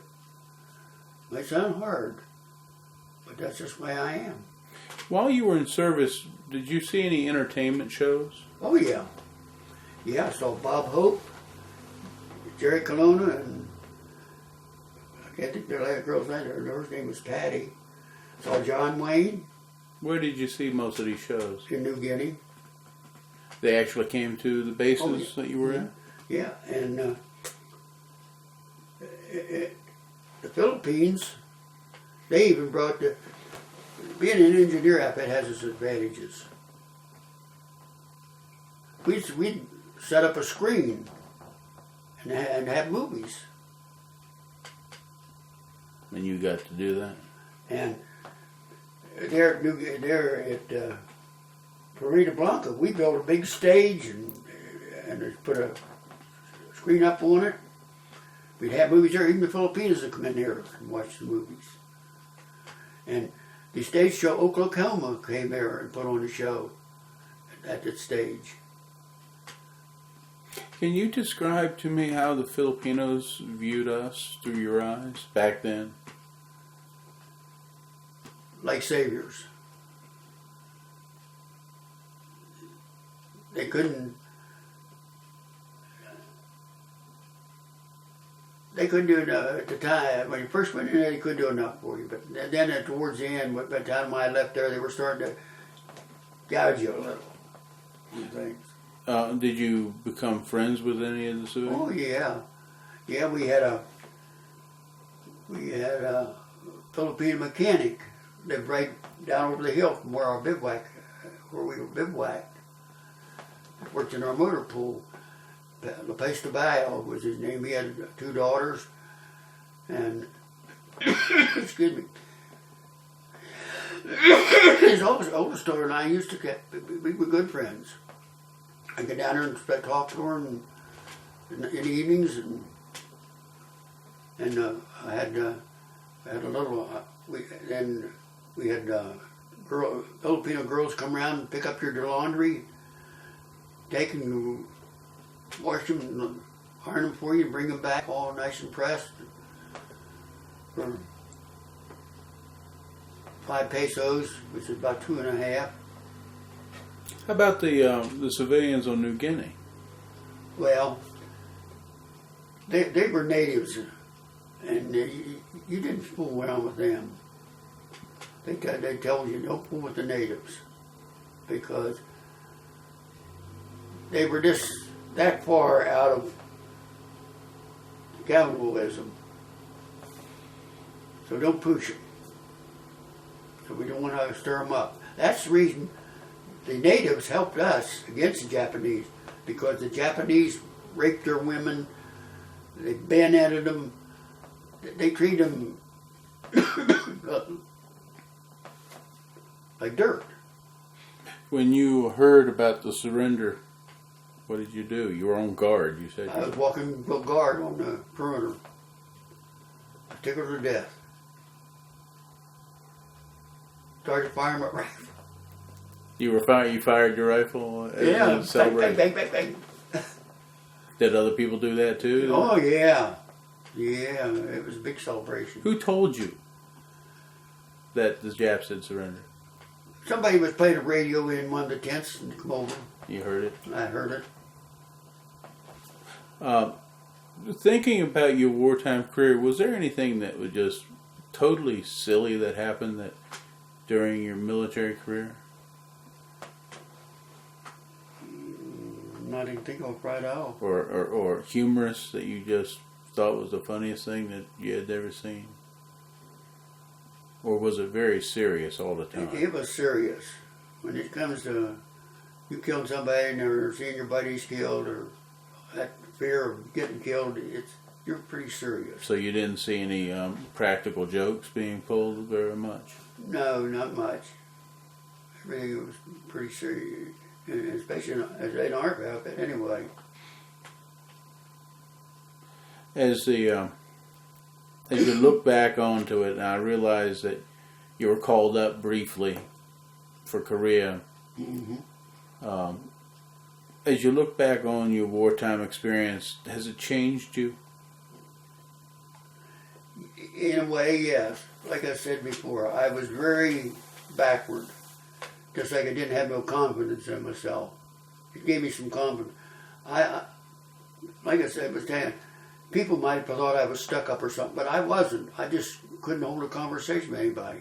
Now my wife tells me, she said, when I met you, I didn't think you say crap if you had a mouthful of it. Now you can't keep your mouth shut. But before, I just couldn't. If I got around a girl, I was so bashful that I couldn't even hold a conversation with her.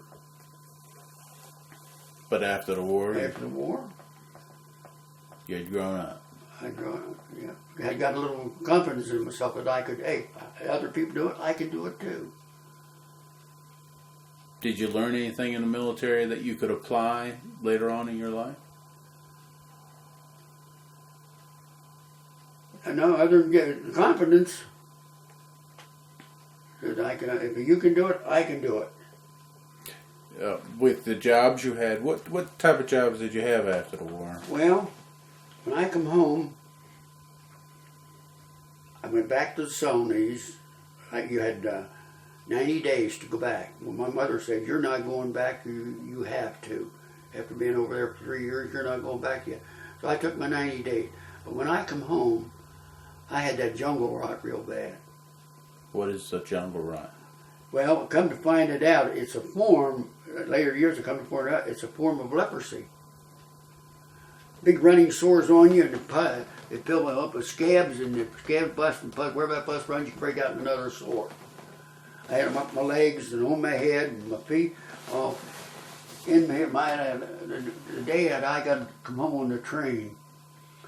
I got on a train in Washington to come home, and that was in New Year's Day. I had combat boots on, they laced up so far, and then they have buckles here, you snap up the rest of it. I took my shoes off because the boots were rubbing those raw places. I had bandages on, but propped them up, showed the seat back, had them up like that. When the conductor come through hollering, come to the next stop, I put my boots on, I couldn't get them laced up. My feet are swollen that bad. And they had cured it one time when I was in New Guinea with sulfur drugs. Well, the next time I got it, I was in the Philippines, And they tried sulfur, they didn't help. Said, well, you probably build up an immunity to sulfur. So they tried penicillin. Well, when I still got home, I still had it when I got home. So they put me on 10% disability, $13 a month disability pension.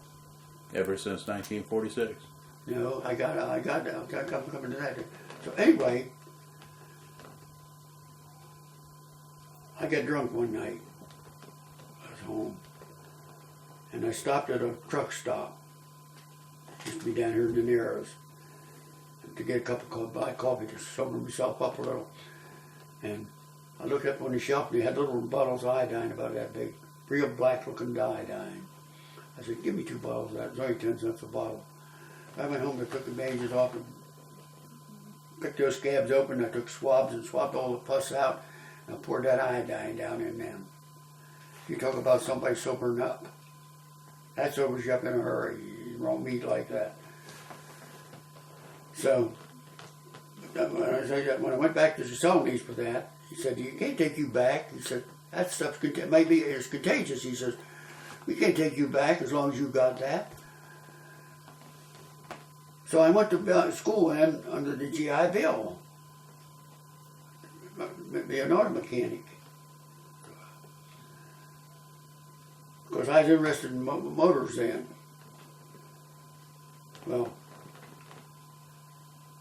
but so in December of 46, my ankles were all healed up. So I go back to, wife was pregnant, she was expecting a baby, and I didn't have no insurance, and I needed a job somewhere I had some insurance.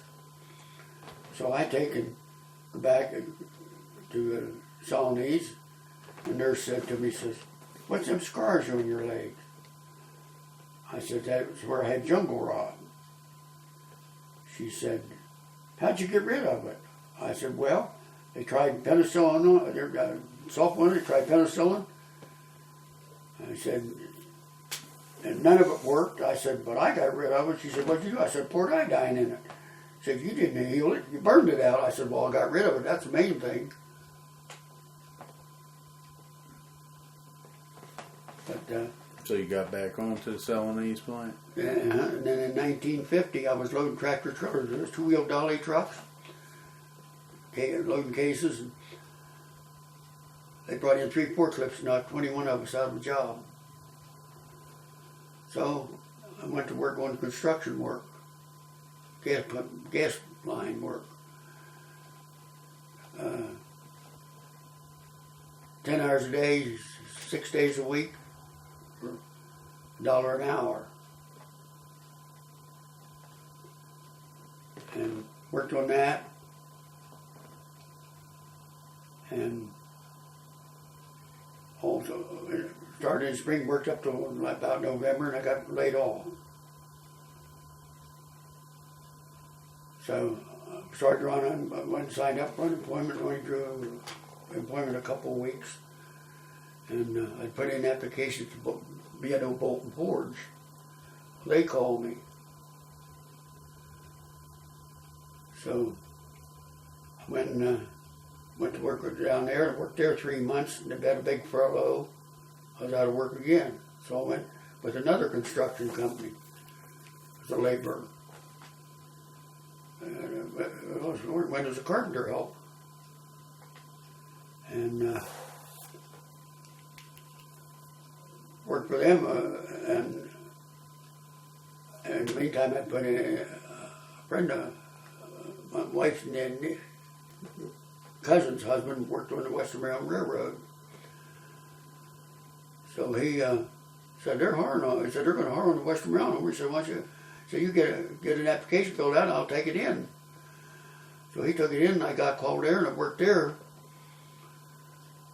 from 1952 to 1958. And B&O Railroad had a big furlough, so they come over and bumped me off to Western Maryland because B&O owned the stock in controlling stock into Western Maryland. So I was out of work again. It seemed like you were losing jobs a lot. Yeah, well, that's the way it is around this area. So anyway, I went around trying to find another job. So I went around trying to finally got back home with the outfit where I was a carpenter helper, but I didn't get on as a carpenter helper. They need somebody who could run a jackhammer. I said, "You ever run a jackhammer?" I said, "Yeah, I run a jackhammer in the Army. I was in the engineers. Just come out to work." So I went out to work, and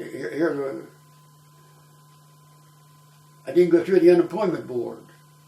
I got it on my own. I was going down, sign up, and they never got me anything. So this the boss give me the job, run the jackhammer. Him and I had been in the CC camps together. And when he found out, I ran into him down at our power hole here one day, and I said to him, he said, "What are you doing?" I said, "I don't do anything. I don't have a job." He says, "Well, can you run a jackhammer?" I said, "Yeah, I was in the engineers. I can run a jackhammer." So I went down.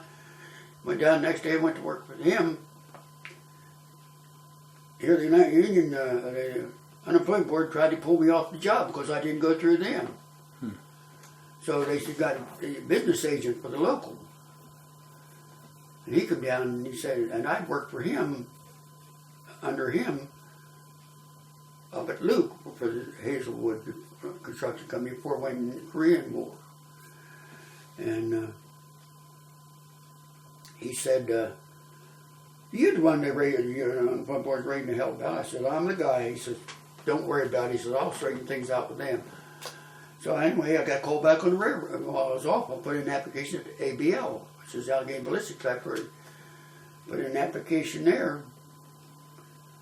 And my brother-in-law worked there as a cafeteria manager, this guy here.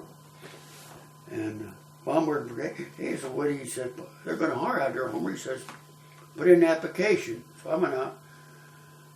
To put in an application. I said, the girl said, "Can I help you?" I said, "Yeah, I understand you're going to hire, and I'd like to put in an application for a job." He says, "Well, it's only going to be summer employment. We're going to hire college boys." I said, "Hey, I'm a veteran. I'm a wife and kid, 4 kids. I just bought a home 2 years ago. I'm trying to pay for it." I said, "I think I ought to have a first chance at that job." I said, "You're working on government contracts." "Well, I'm sorry," she said, "but it's going to be college students." I said, "Well, you know what you can do with this place? You can just shove it right up your ass." And I whined out and slammed the door. So I went back to work and with Hazelwood down there running jackhammer, and the railroad, Western Maryland Railroad called me back.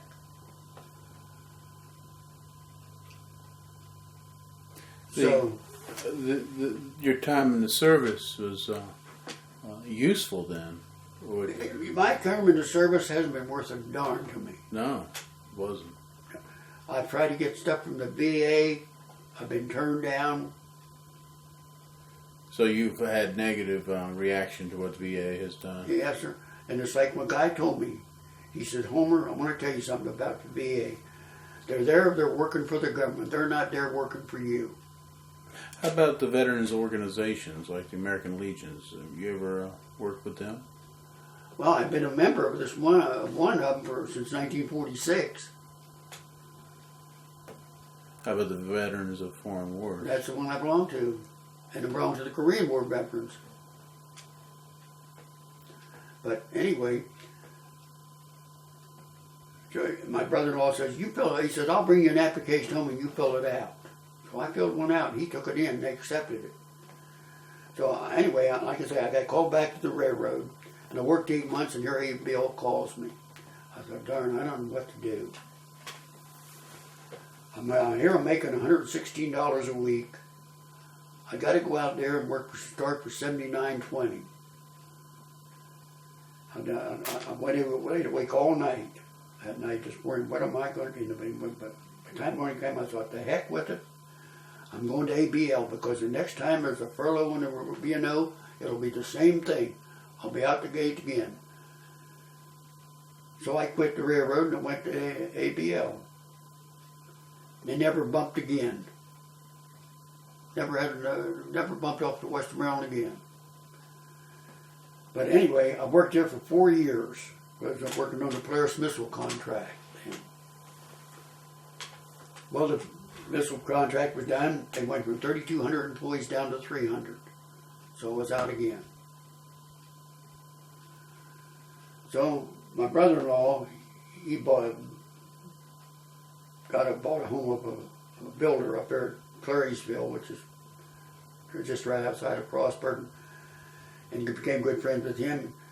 And he talked to him, and he said, "Well, tell him to come up and see me." So he gave me a job, $1.50 an hour as a carpenter help. That was in 1963. So I worked for him for 5 months, and in the meantime, a friend of mine lived over here in Gage Valley. He was a driving tractor trailer for Pittsburgh Plate Glass, which had a plant down there in Little Cumberland. He said, "Homer," he said, "I'll bring you," he said, "if I bring you an application, will you fill it out?" I said, "I filled out, but it's not going to do me any good." I said, "They got an age limit of 40 and I'm 42. He said, "Well, I'll bring you one anyway." So he brought me one, I filled it out. On New Year's Day, I get a phone call. "This is PPG. Are you still interested in a job here?" I said, "Yes, ma'am." She says, "Can you come out here?" Oh no, it was the day before. She said, "Can you come out here tomorrow?" I said, "Yeah, I can be there anytime you want." She said, "Well, it's New Year's Day." I said, "I don't care darn what day it is. I'll be there." So I went out and I went to work. Started in the labor pool. I worked in the labor pool about 2 months. They transferred me to the wareroom, packing glass.